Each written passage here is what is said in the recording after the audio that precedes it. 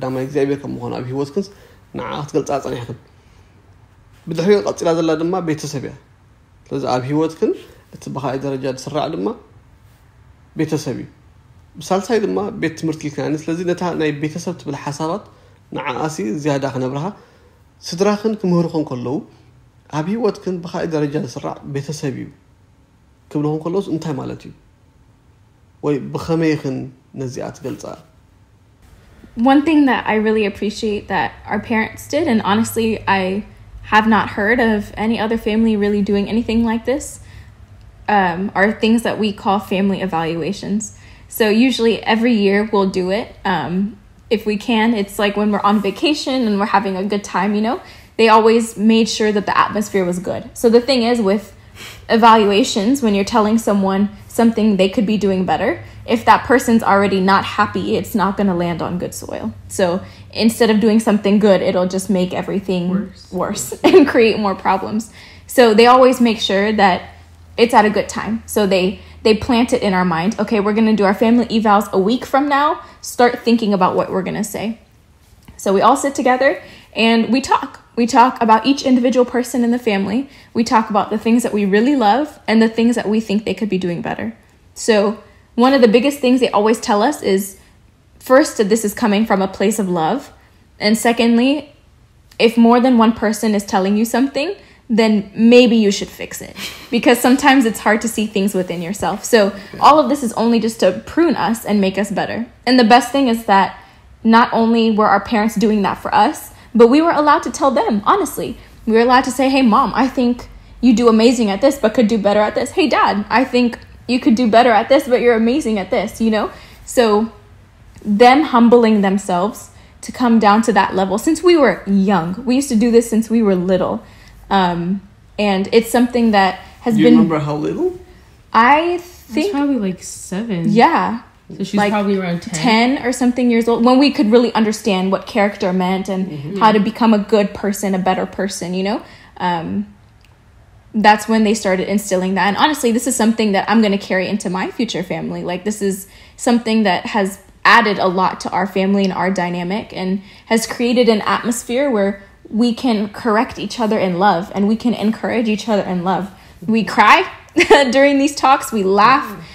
They last a long time too. I mean, we get pretty deep with it. So it's a very, very beautiful thing to have that kind of openness within the family.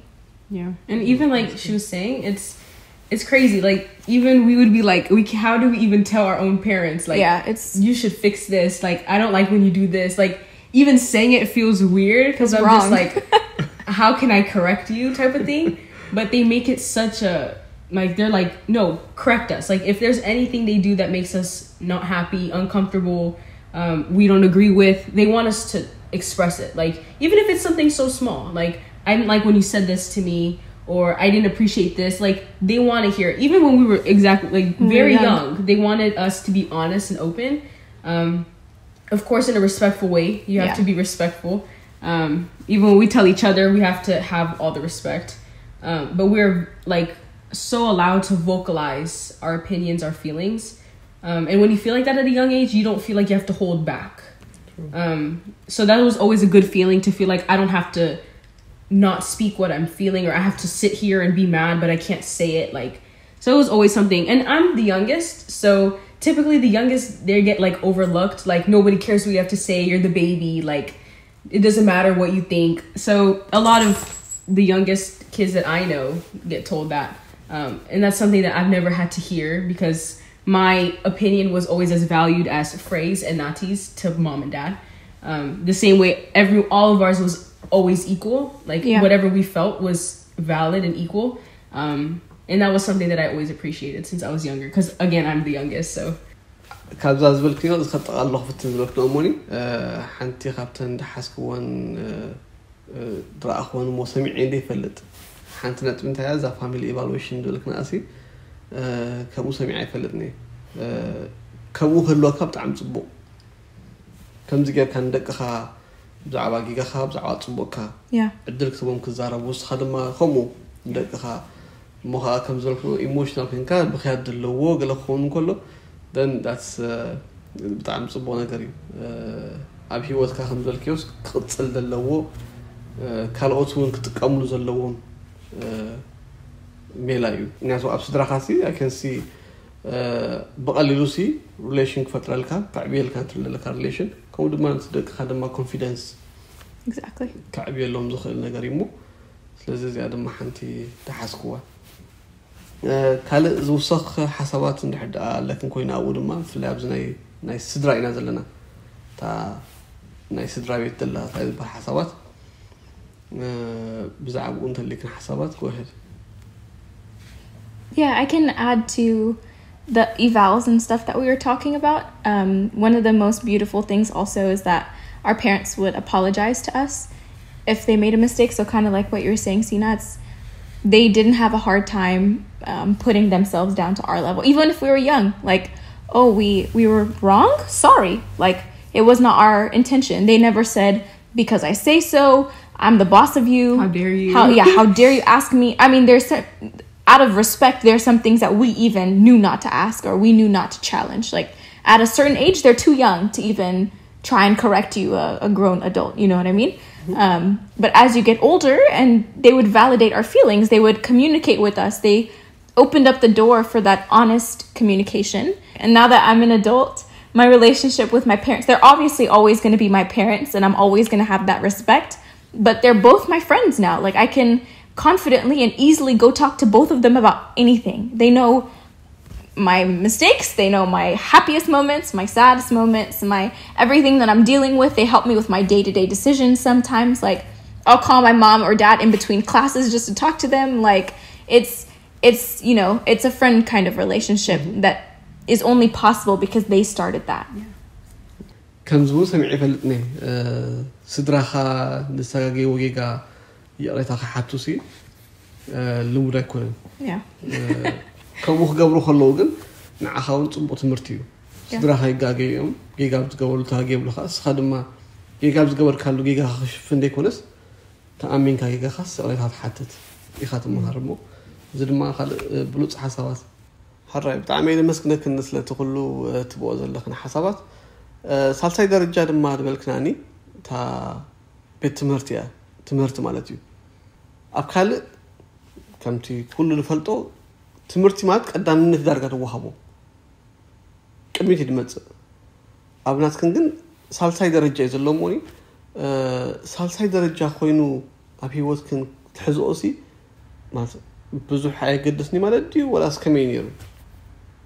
So one thing that's amazing about being a parent, I think, is that you, well, again, I don't know, but you get to watch someone and see what they're good at, what their strengths are, what their interests are. So our parents did a really good job of keeping track of that. So if we'd say we didn't like something, they would keep mental note and they would try to figure out why and then push us in the direction where we can find something that we enjoy. So even beyond just sports and, you know, music and stuff like that, even academically, they would see what we're more inclined to be better at. So I prefer science all the time. So my mind is more geared towards that. So they never pushed me to be an engineer or to be in the arts. Like all of those different opportunities with my education was because my parents studied me and were able to help me figure out what's best. So one analogy that they say all the time is that when you're little, you're sitting in the passenger seat and your parents are driving the car, right? They're driving the car of your life. So they get to dictate what you do, how you do it, when you do it, how often, all of this kind of stuff. But then as we get older, we start to become a little bit more in charge. So they don't get out of the picture. They never leave the car. They're still always there, but we're just a little more supervised, you know? Mm-hmm. So even when it came to things like majoring in different things, like even when it comes to what you major in when you're in college and what career path you want to pursue, that's not a decision that I made by myself. Obviously, I know what I would like to do and I know my potential and I know what my interests are, but I value my parents and I want to see what their wisdom is telling them and what, you know, God is sort of guiding me through them. Yeah. Does that make sense? Mm-hmm. So I think it's important to give them that freedom, but also to keep an eye on them too and make sure, because you don't want your child to lose their potential. You don't want them to regret exactly, go down something that they shouldn't go down if you know it's something else is meant for them. So I think it's all about trying to balance that free will and then also using your wisdom as a parent and as a spiritual being as well. Well, one thing I always appreciated was that they always were letting us try new things. So since we were little, I think I started doing different kinds of sports when I was like 4, pre-K, 4 or 5. And they always exposed us to as many different things so we can try anything. So they put us in so many sports, so many musical things. And they just let us find what we loved. And they never said, oh, you have to be a doctor when you're older. You have to be a preacher. You have to be a teacher. Like, there was never a day where any of mom or dad have looked at us and said, you have to do this when you're older. To hear a parent say, no matter what you choose to do, we'll support that completely. That's not very common. And I've always loved that. So they always gave us that kind of, since we were little, I don't like to paint. Okay, then try this. I love this. Then okay, then we'll put you on for years. They'll let you go as long as you would want to. And since that was when we were little, it grows even to now. They give, I'm going to college in a couple months. Frey is graduated college, Nati's still in college. So they give us that kind of option. Whatever you want to study, you can study that. And go as far as you want with it. Just, if that's your dream, if that's your goal, then we'll be here to completely support you. And that is honestly one of the best things to feel. Yeah. And just adding to that a little bit too, with that freedom, even when it comes to something like this within the ministry, they give us that freedom. So they never forced us to be extremely involved in the church, or they never forced us to do things that we were not comfortable or we didn't even feel spiritually ready to do. Yeah. So even like this. Even like this. Nati doesn't like cameras. He doesn't like being in front of the camera. And Nati's our middle brother, who's 20. So they don't force him to do anything like this. So everything is as we want. Now, again, that's something that was built with trust and with time and maturity as we got older. But like I said, even down to the spiritual stuff. So they never forced us to sit down. Okay, let's do family Bible study. We have to sing 3 songs. We have to pray. They never forced any of that. But now we've gotten to the point where we ourselves have family Bible study every day because that's what we crave. We want that. We want to learn. And it's gotten to the point even where we lead the Bible study. So we take turns. One day it's dad, one day it's mom, then me, then Nati, then Betty. And we let them ask us questions. During Bible study, we'll let mom and dad ask me a question if I'm leading, or Betty will challenge me or whatever. And I did my research, so I know as much as I can. Yeah. So it's amazing to see how much giving freedom in every aspect of someone's life can actually push them more towards their purpose instead of keeping them from it. They were always just waiting for us. They wait for us to, they push it on us, not push it, they expose us to it, and then as soon as we want it, that's when they're going to be there to just continue it off for us. So as soon as we were willing to have that Bible study was one of the best days for them, because they always say that they're so happy that we have that kind of interest, because it's not something that we felt before as on this level. To spend an hour together after, every single night. We can't miss any night. When you see dad leading Bible studies, when you see mom leading it, then we learn. Without you even knowing, you're okay, so this is how you do it. You ask the questions, then you learn how to become a leader. So that's how now, and then we grow even more every day because, she said, we take turns. So 2 days ago was me, so I can learn from the next person. So I should do this next time, or I shouldn't do that. And you learn.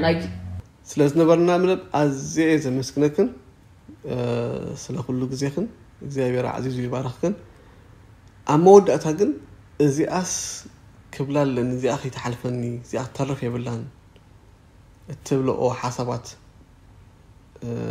ንሕድ ኣሎ ኮይኑ ዕድል ክበክን So one thing that we've always been told is that at the end of the day they want us all to be happy.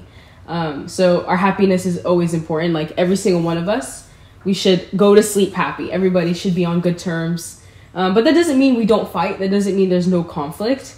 So mine and Dad's personalities are more aligned. So if I need advice or, if I'm not understanding something or my questions, I go more towards Dad because he thinks sort of like me and he has the answers to a lot of my questions. And Mom and Frey are more like, emotional. They like to think on the emotional side. So Frey goes typically towards Mom. Me and Nati go more towards Dad. Because we have our minds are just kind of different in that sense. So I've had multiple talks with Dad about how should I fix problems? How should I solve them? Because that's something I struggled with. I didn't know the right steps to it. I didn't know how to respond to when I'm mad. I would respond in ways that are not always correct. So even if it's just a simple argument with me and Frey, I might respond in a way that's not good. And that took a lot of discipline, and that took a lot of, Dad telling me, being hard on me, saying, that's not what you're supposed to do. That's not what you're supposed to do. And I'm still learning till now. We still argue till now, just about the smallest things. And I'm saying me and Frey because we don't typically argue with Nati. He's kind of like the peacemaker. But me and Frey tend to have more arguments because we're very different. We have very different personalities. We think very differently on a lot of things. So Mom and Dad know that. So they try to help both of us in the way that we can understand. So kind of train both of us how to fix the problems, how to be mature. Because we are grown at this point. I'm 18, she's 22. We should be able to solve our problems. So since we're little, we were told this is how you do it. This is the right way. This is the wrong way. This is the right way. And as you get older, there's different things that you argue about, even if it's honestly something extremely small. Yelling is obviously wrong. So you're taught that way before, but the way to properly express how you feel, the solution, that's what Dad always says. Okay, we have a problem. What is the solution? And we have to find a solution. And another thing, let's say I have an argument with Frey. We can go to sleep angry at each other. And then the next day we're still mad at each other. And then whoever is the feeling the most nice will go to the other person and they're like, okay, let's just drop the argument, type of thing. So we can go a good day without speaking to each other because we're so mad. And before we used to do that and it was ridiculous. Dad hates that. Mom hates that. So they were you can't do that. They wanted us to learn that you cannot ignore. I mean, we obviously would get bothered, but we would do it because we're stubborn. We would just be no, I'm not going to talk to you. So you have to learn. You have to learn that that's not a good thing. So now the rule is a rule that Dad gave us. So he was not a rule, but he was saying that this is something that might help us. So now me and Frey have a rule within ourselves. If we're mad at each other, we're not allowed to go to sleep until we fix the problem. So it can literally be 7 a.m. and we still have not slept and we will have to fix the problem. And it's annoying. It's frustrating sometimes because sometimes I'm I have nothing left to say or I don't want to say anything to you. But yeah, you can't do that. We have to sit there and fix the problem. So even if beyond me and Frey, let's say all 5 of us don't agree on something, we have to stay there until we fix the problem. And that has saved us a lot of time of anger for no reason. And the most important thing, Dad always says, is to be happy. So why be mad if we can be happy? So why not fix the problem faster instead of sleeping in your anger, being mad the next morning? I look at her, I'm mad. Why do all of that if you can just fix the problem earlier? Yeah. So I'm still learning that. That's one of my weak points, honestly. I'm struggling with that. I'm learning it till today. But it's definitely something that I'm thankful that I have somebody to guide me through, because you don't need it only within your family, even farther than that, when you go to school or people outside of your family, you're going to argue with people, you're going to have conflict. So it's always important to know the right way of solving that. And I'm very thankful that I'm able to know the proper steps of doing that, problem solving. Oh, that's good. I'd like to say one more thing. Betty and I are not parents. We are literally just speaking from our own experience. Mm-hmm. So this is just what worked for us. What works for me and Betty is not going to work for Nati and Betty even. It's even within the household, everything is so different. So in no way, shape, or form are we saying that this is the only way to have good children. Yeah. To be raised, to bring up your child. We're just speaking from our experience, and that's all we really know. So just for you all watching, to be encouraged of that all the time, and to remember that above all, you guys are trying your best as parents, and that's something we understand. The older I get, the more appreciative I am of not only my parents, but every single parent, because especially coming from one country where you had an entire community supporting you, you had all of the family there. If you weren't watching your child, the neighbor was taking care of them, or, you know, the school teacher cared about them. Coming to a country where it's every man for himself, like you can't trust anybody. You're doing this all by yourself. You're trying to learn the culture by yourself and then teach a new culture to your child. So it's really not easy. And the older I get, like I said, the more appreciative I am of that. So always remember that as a parent, none of your efforts are going to waste. Even if in the moment your child is not obeying you, because we've all been there. I mean, everybody has their ups and downs in life. And like Betty was saying, because of the foundation that our parents laid, even with our faith, yeah, we can be swayed and we can bend sometimes and make mistakes, but we're never going to break all the way. So you just have to trust and remember that God sees everything. And above all, he's the one that's protecting your child. You can do everything right. You can do everything in your power. You can give them everything that you have. But at the end of the day, it's that person's decision. And also it's their relationship with God that's ultimately going to make them into the person that they are. So you guys as parents, even watching this video, shows a lot. It shows that you care. It shows that you want to give your child the absolute best. And I mean, what more could we ask for as children? So I think it's important for us as children to be grateful and to remember that. And then also for parents to try and see things from our side, which are some of the things that Betty and I were talking about in this video. But that's the only thing that I wanted to close by saying. That's it. All right. Thank you for your time. ስለሁሉ ጊዜኩም በጣም ነመስግን። Thank you. Thank you. Yeah. عزيز ይባርክን። ብዙሕ ተማሂርና ኣለና። ኣብ ዝቕፅል ድማ hopefully ካልእ ሓሳባት ሓድሽ መፅዩ ክንቅፅሎ እዚ Absolutely. Thank you. Thank you so much. Thank you very much. ኣራይ በኣር ተኸታተልቲ መደብና ብፅሞና ስለተኸታተልኩምና ኣዝና ነመስግን። ዝኾነ ሓሳባት ወይ ርኢቶ እንተለኩም ኣብ ታሕቲ ኣብቲ ኮመንት ኣብኡ ግደፉልና። እዚ መደብ እዚ ብዙሕ ጠቒሙኩም ክኸውን ተስፋ ንገብር። ጠቒሙ ድሕር ደኣ ኮይኑ ድማ ካልኦት ድማ ልክ ከምስኹም ጠቕምኩም ንኽጥቀምሉ መታን ሼር ምግባር ኣይትረስዑ። ሳብስክራይብ ሕደ ገበርኩም ድማ እቲ ሓበሬታ ኣብ ግዜኡ መታን ክመጻኩም ሳብስክራይብ ግበሩ። ኖቲፊኬሽን ድማ ኣይትረስዕዎ። እምበኣር ዝኸርኩም ተዓዘብትና መደብና ብዝወዲና ኣለና። ኣብ ዝቕፅል መደብና ስጋብ ንራኸብ። እግዚአብሔር ይባርክኩም። ሰላም ቀኒ